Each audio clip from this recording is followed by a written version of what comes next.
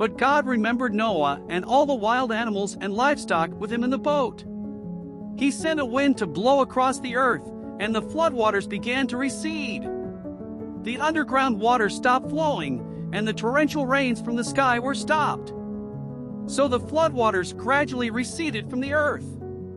After 150 days, exactly 5 months from the time the flood began, the boat came to rest on the mountains of Ararat.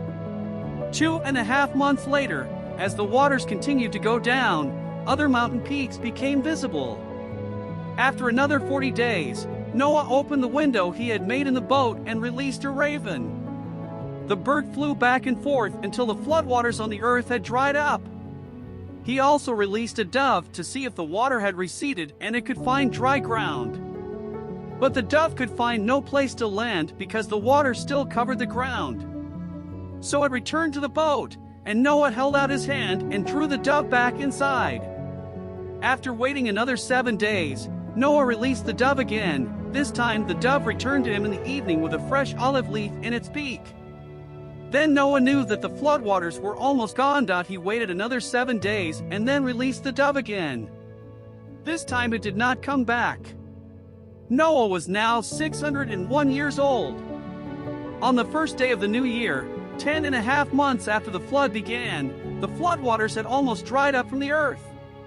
Noah lifted back the covering of the boat and saw that the surface of the ground was drying. 2 more months went by, and at last the earth was dry. Then God said to Noah, "Leave the boat, release all the animals, the birds, the livestock, and the small animals that scurry along the ground so they can be fruitful and multiply throughout the earth." So Noah, his wife, and his sons and their wives left the boat. And all of the large and small animals and birds came out of the boat, pair by pair. Then Noah built an altar to the Lord, and there he sacrificed as burnt offerings the animals and birds that had been approved for that purpose. And the Lord was pleased with the aroma of the sacrifice and said to himself, "I will never again curse the ground because of the human race, even though everything they think or imagine is bent toward evil from childhood. I will never again destroy all living things. As long as the earth remains, there will be planting and harvest, cold and heat, summer and winter, day and night.